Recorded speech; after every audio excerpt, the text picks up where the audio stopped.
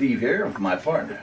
Ronny here. Ronny, you go to school, and I go to middle school. Middle school? Yeah, what do you think your middle school is in the middle of? I had no idea. Usually if something's in the middle of something, it's between two things. So middle school is between a rock and a hard place? No. The devil in the deep blue sea? No. Middle school is between elementary school and... what are you doing? I'm going wherever you're going from elementary school. I'm not going anywhere from elementary school. Oh, you flunked too, huh? I didn't flunk anything. I'm just trying to tell you. Middle school is between elementary school and high school. Well, maybe your middle school is. What's your middle school between? My middle school is between a Walmart and a strip club. Come on, get serious now. You know what middle school is? No, man, I'm not middle-aged. What about your teachers? I've seen some of them. They're way past middle age. Well, maybe that's a good thing. Yeah, the older they are, the more they know. Yeah, some of my teachers must know everything. So what are you studying in school anyways? I said I attend school. I didn't say I was studying anything.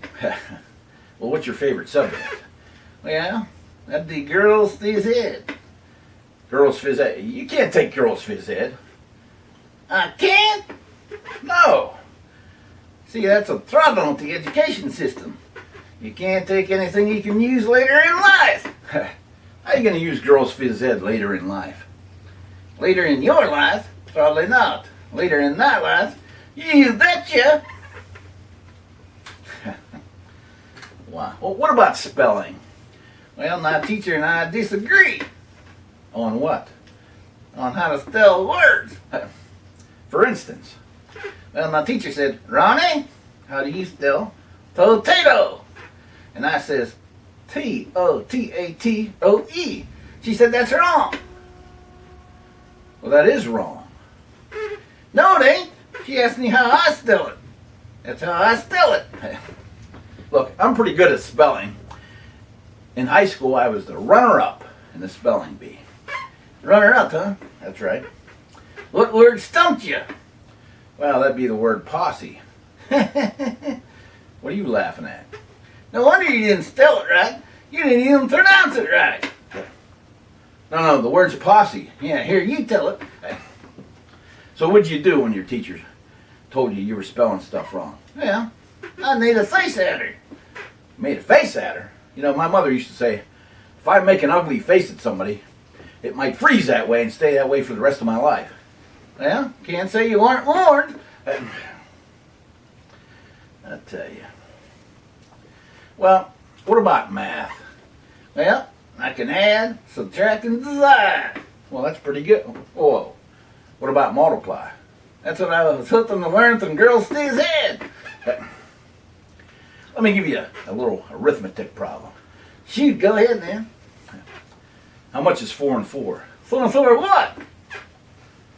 I mean 4 and 4 what? 4 and 4 anything. What is this, a trick question? I don't know. Look, if you got $4 in your pocket, $4 on the table, what do you got? Well, here's the table. What difference does it make where the table is? Well, suppose it's in a restaurant. All right. Got $4 in your pocket, $4 on a table in a restaurant. What do you got? Well, we got a change for a 20 and a lousy tip. I see where this is. All right. $4 in your pocket, $4 on the table at home. Who else is at the table? What difference does that make? Well, if it's you and 2 other guys, I can see your $4 and raise you $4. Deal them. Forget the table, all right? You got $4 in your left pocket and $4 in your right pocket. What do you got? Got on somebody else's pants. I can see where this is going. All right, let's do a subtraction problem. Suppose I take $4 off you. Then what do you have? I'll have you arrested, you thief. Jeez. Do you study history? Well, put up with it's not like it. Don't you know that the person that doesn't study history is doomed to repeat it? Well then, if it's just going to happen that way anyway, just let it happen. All right, you know the story of George Washington? No, but I got the feeling I'm gonna. George Washington later became president. I know that. Well, when George was little, he chopped down his father's cherry tree. When his father came home, he was mad, and he asked George, "Who chopped down my cherry tree?" What do you suppose George said? Who do you say George said did it? Paul Bunyan? No, not Paul Bunyan. Lizzie Borden? No, not Lizzie Borden. George said, "Father, I cannot tell a lie. I did it." What? Just like that. Fessed up like that. Without any regards to the consequences. That's right. That's the stupidest thing I ever heard. How's a stupid guy like that become president? I don't think you understand. George's father did not punish him, and do you know why? Yeah. Yeah, I know why. Would you punish your kid if he still had a hatchet in his hand? No. His father didn't punish him because he told the truth.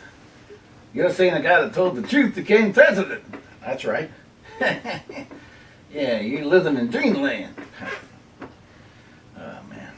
You know, George Washington had wooden teeth. Well, I know that personally.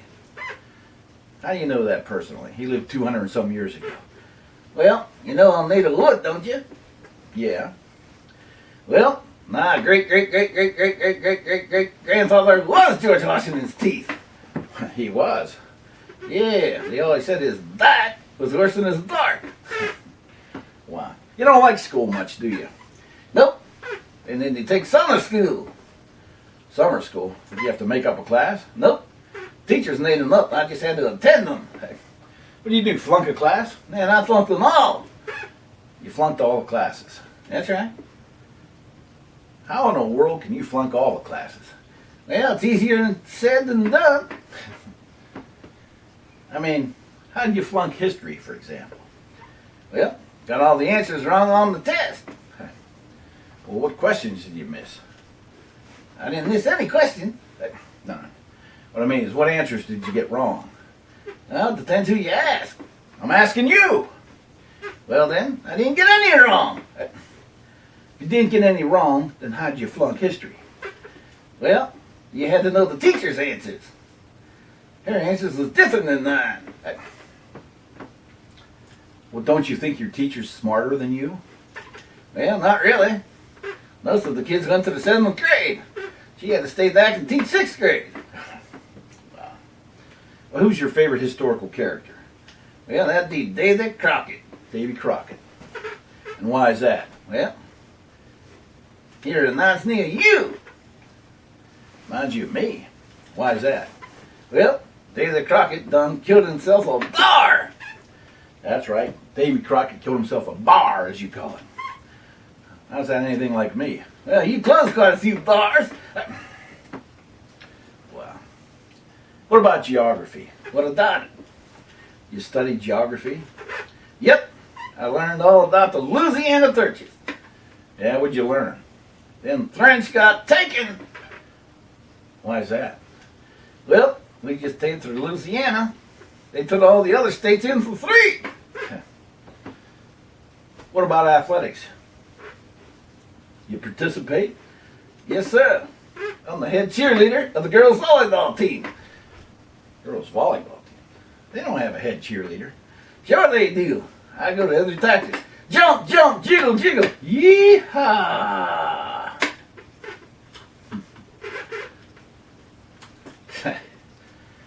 Wow. I tell you, I don't understand it. What don't you understand? How can you flunk every subject? Some things are just too easy not to pass. What about phys ed, for example? How'd you flunk phys ed? You mean girls phys ed?